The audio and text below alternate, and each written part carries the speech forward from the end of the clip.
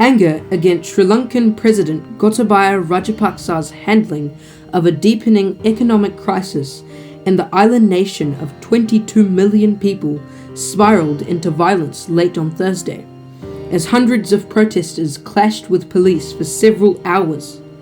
A severe shortage of foreign currency has left Rajapaksa's government unable to pay for essential imports, including fuel, leading to debilitating power cuts lasting up to 13 hours. Ordinary Sri Lankans are also dealing with shortages and soaring inflation after the country steeply devalued its currency last month ahead of talks with the International Monetary Fund, IMF, for a loan program. How did Sri Lanka get here?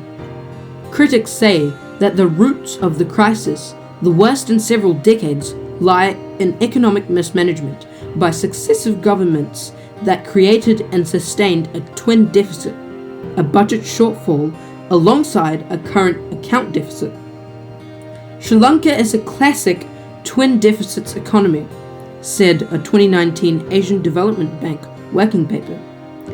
Twin deficits signal that a country's national expenditure exceeds its national income and that its production of tradable goods and services is inadequate. But the current crisis was accelerated by deep tax cuts promised by Rajapaksa during a 2019 election campaign that were enacted months before the COVID-19 pandemic, which wiped out parts of Sri Lanka's economy. With the country's lucrative tourism industry and foreign workers' remittances sapped by the pandemic, credit ratings agencies moved to downgrade Sri Lanka and effectively locked it out of international capital markets.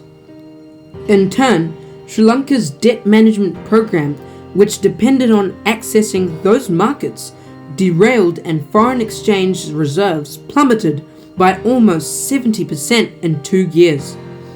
The Rajapaksa government's decision to ban all chemical fertilizers in 2021, a move that was later reversed, also hit the country's farm sector and triggered a drop in the critical rice crop. What happens with Sri Lanka's foreign debt?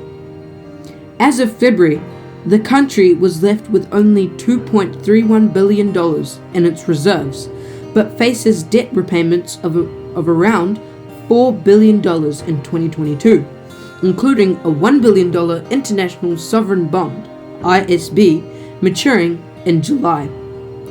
ISBs make up the largest share of Sri Lanka's foreign debt at $12.55 billion, with the Asian Development Bank, Japan, and China among the major lenders.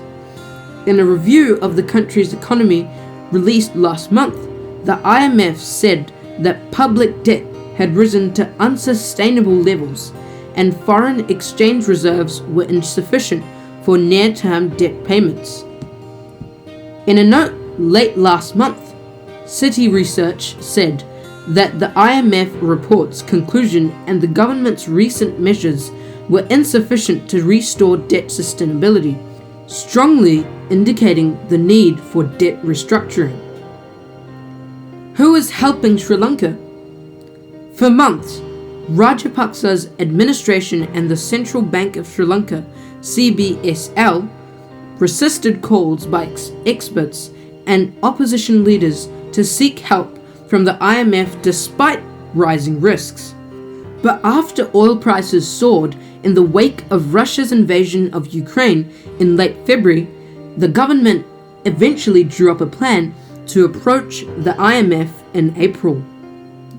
The IMF will initiate discussions with Sri Lankan authorities on a possible loan program in coming days, an IMF spokesman said on Thursday.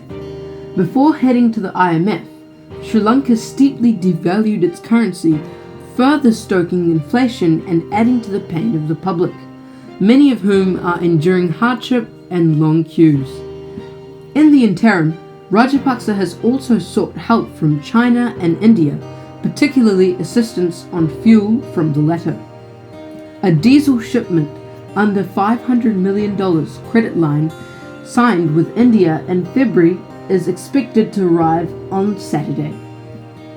Sri Lanka and India have signed a $1 billion credit line for importing essentials including food and medicine, and the Rajapaksa government has sought at least another $1 billion from New Delhi.